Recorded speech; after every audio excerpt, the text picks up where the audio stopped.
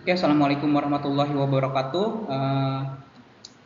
Jumpa lagi dalam pembahasan soal PKN, materi ini untuk kelas 10 yang membahas mengenai integrasi nasional, mencakup juga ancaman baik di bidang militer dan non militer.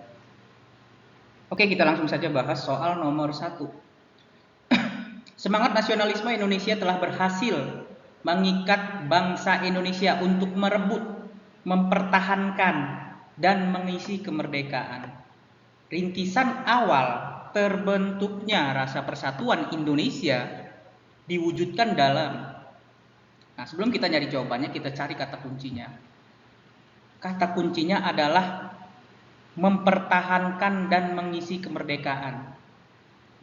Mempertahankan artinya kejadian ini sudah merdeka karena dia dalam tanda kuncinya, kata kuncinya mempertahankan. Lanjut, rintisan awal terbentuknya. Nah, rintisan awal terbentuknya rasa persatuan Indonesia. Nah, mari kita bahas satu-satu. Kalau kita jawab A, pembukaan Undang-Undang Negara Republik Indonesia tahun 1945. Itu kurang tepat karena pembukaan itu membahas mengenai perdamaian dunia gitu. Karena itu merupakan undang-undang dibuat setelah merdeka, bukan awal-awal. Atau yang B, Sila Persatuan Indonesia. Sila Persatuan Indonesia juga yang ada di Pancasila itu juga kurang tepat. Gitu. Atau yang C, Keputusan Kongres Pemuda Indonesia II tahun 1928.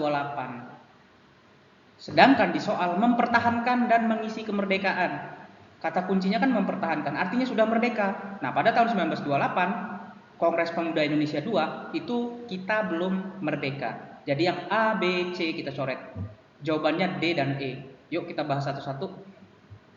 Yang D, Proklamasi Kemerdekaan 17 Agustus 1945. Atau yang E, Kesepakatan untuk kembali ke Undang-Undang NRI tahun 1945. Ini dari soalnya, dari jawabannya saja. Kalau kita jawab yang E, kesepakatan untuk kembali ke Undang-Undang tahun NRI tahun 1945. Ini kembali ke Undang-Undang ketika kita dulu ada namanya RIS, Republik Indonesia Serikat, Undang-Undang Dasar Sementara. Jadi yang E salah, kurang tepat. Rintisan awal terbentuknya rasa persatuan Indonesia diwujudkan dalam Proklamasi Kemerdekaan 17 Agustus 1945. Jawabannya D. Gitu. Jadi jawaban soal nomor 1 adalah D. Gitu. Kalau kalian pahami kenapa? Karena ketika Presiden kita Soekarno mengucapkan proklamasi, maka kita harus mempertahankan dan mengisi kemerdekaan tersebut. Atau merebut kembali. Kenapa merebut kembali? Sesuai soal.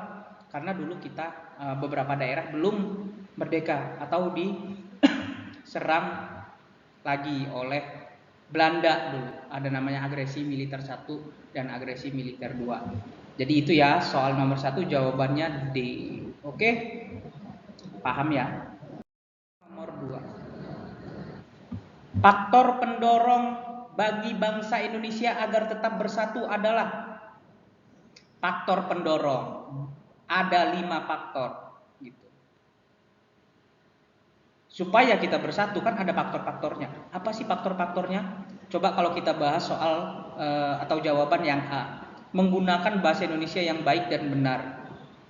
Apakah itu menjadi faktor pendorong? Bisa jadi iya, tapi apakah kita harus mengindahkan bahasa daerah masing-masing? Juga enggak. Arti yang A kurang tepat. Meratakan pembangunan dan hasil-hasilnya. Apakah bisa sama rata dari Sabang sampai Merauke? Gitu. Pasti ada gejolak, pasti ada yang bilang ini tidak merata, di Aceh tidak merata, hanya di Jawa saja yang dibangun, di Papua tidak dibangun gitu. Jadi yang B kurang tepat. Atau yang C, menyadari arti Sumpah Pemuda pada tahun 1928. Itu juga kurang tepat. Atau melestarikan semangat jiwa 1945 kurang tepat. Jawaban yang paling tepat adalah D, merasa senasib dan seperjuangan. Jadi itu faktor berdirinya suatu negara, salah satunya adalah karena merasa senasib dan seperjuangan. Kita bisa dibilang senasib dan seperjuangan dari Sabang sampai Merauke. Sama-sama jajahan Belanda, sama-sama jajahan Jepang kayak gitu. Jadi itu jawaban nomor 2 adalah D. Lanjut soal nomor 3. Kesetiaan kepada jiwa Sumpah Pemuda 1928 merupakan pengalaman Pancasila.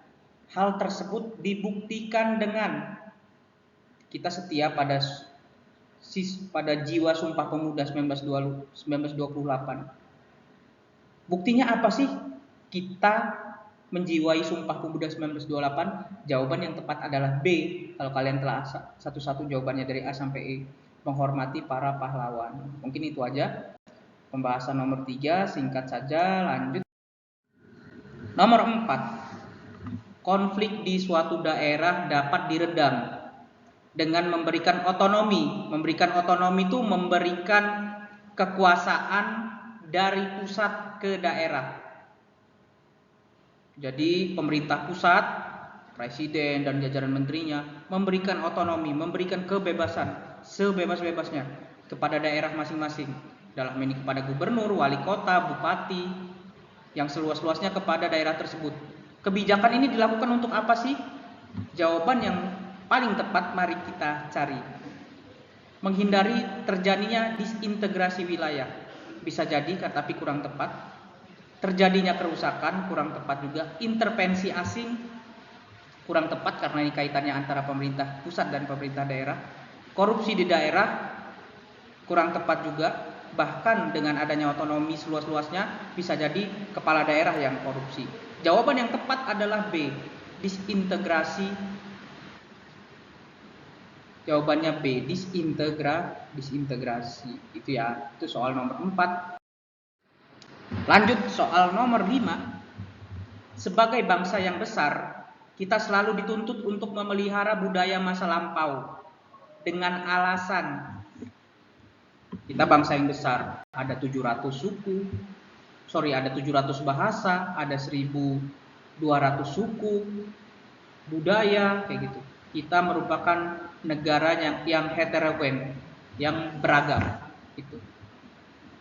Nomor 5 dari A sampai E kalian baca coba. Jawaban yang paling tepat adalah C, mengandung nilai-nilai luhur yang dapat diwariskan pada generasi muda.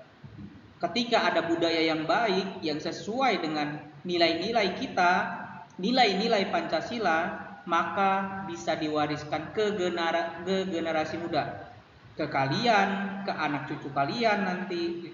Salah satu yang bisa diwariskan adalah Pancasila, karena sila-sila Pancasila itu sangat mencerminkan Indonesia secara keseluruhan dan insya Allah tidak termakan oleh zaman.